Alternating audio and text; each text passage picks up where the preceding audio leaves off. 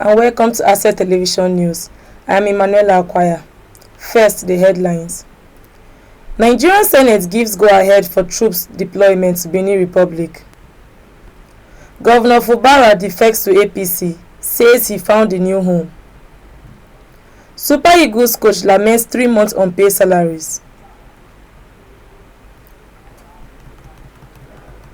The Nigerian Senate has officially approved President Bola Tinubu's request to deploy Nigerian troops to the Republic of Benin. This move aims to support peacekeeping efforts following last weekend's attempted coup in Benin. The resolution followed the Senate's consideration of the President's request in the Committee of the Whole during plenary to deliberate on President Tinubu's letter seeking legislative approval for the deployment. The President's appeal was read on the floor by President of the Senate Godswill Akpabio, who emphasized the urgency of maintaining stability in the West African region. The senators voted unanimously in favor of the resolution, giving full legislative backing for the troop deployment as part of a regional intervention to restore governance in Benin. Senate President Akpabio described the decision as a critical step towards protecting not only Nigeria's neighbors but also regional peace. He stressed that instability in any ECOWAS member state threatens the broader security of the entire region. Request for the consent of the Senate for the deployment of Nigerian troops to the Republic of Benin for peace mission.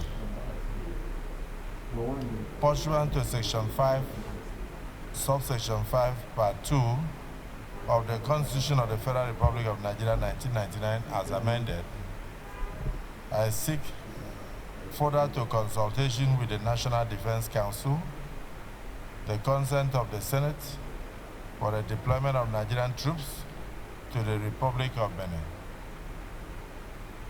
This request is made further to a request received from the government of Benin Republic for the exceptional and immediate provision of air support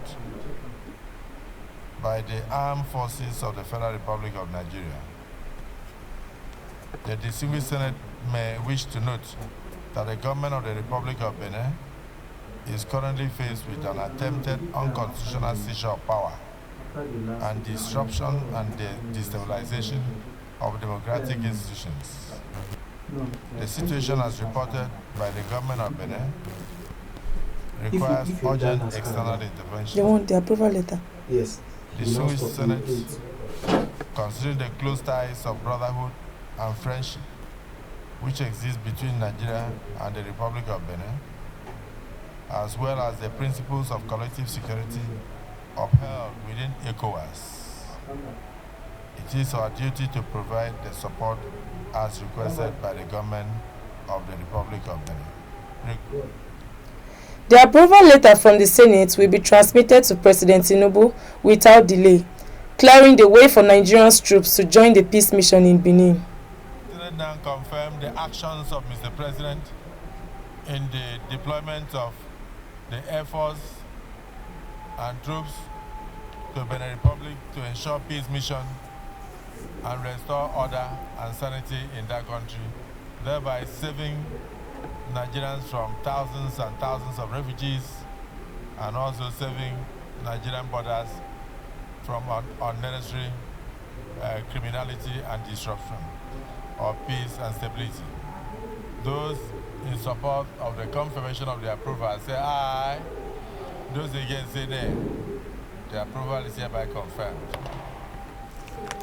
Yes, Senate Leader, let me thank the President for complying with the constitutional requirements, requesting the Senate to give him the approval and consent to deploy troops and deploy all necessary armaments as requested by the Republic of Benin.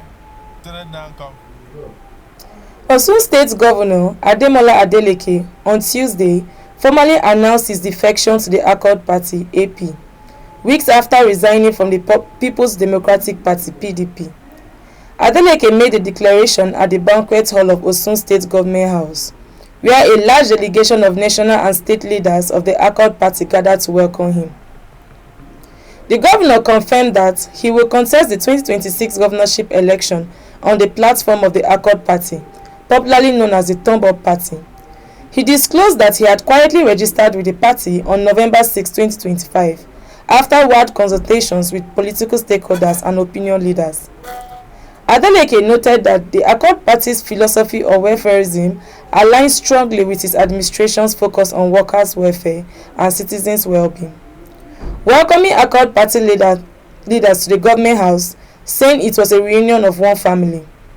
The governor had earlier announced his resignation from the PDP on December 2nd, citing unresolved national leadership crisis.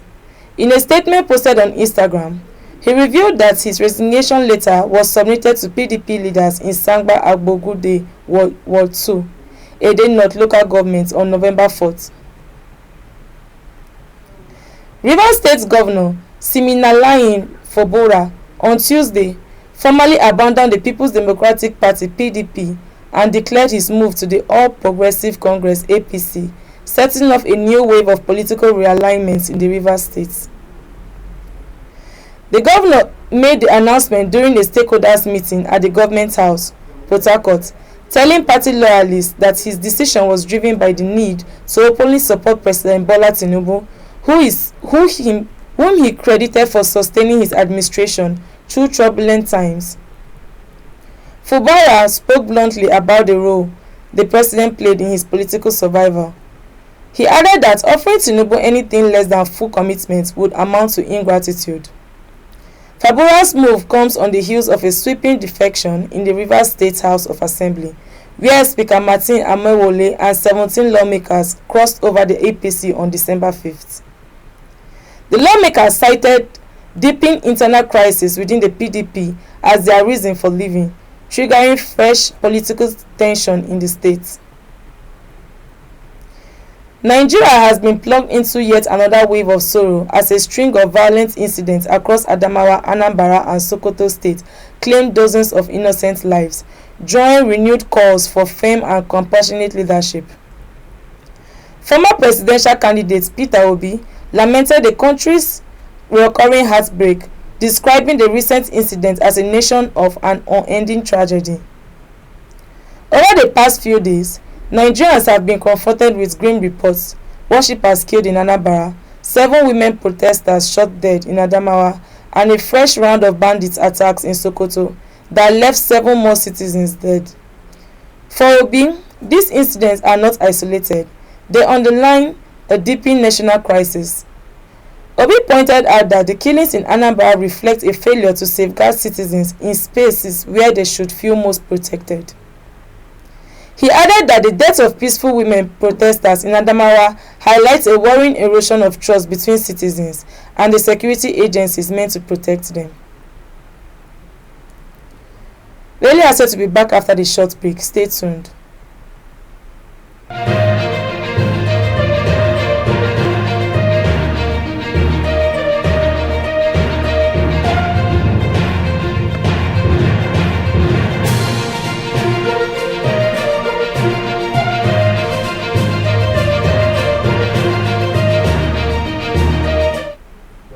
Welcome back.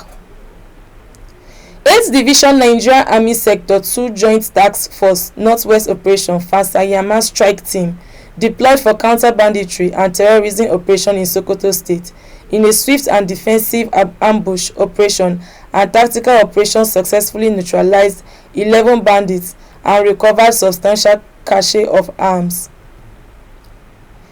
The Nigerian Army, in a post on its X handle on Tuesday, said a bold and tactical operation conducted near Korawa village in Sabon Birin local government area disrupted a planned attack on Tara village, a critical area for cross movement by terrorists and bandit elements. It said the strike team, acting on precise credible intelligence, executed a well-coordinated ambush, engaging the bandits in an intense firefight.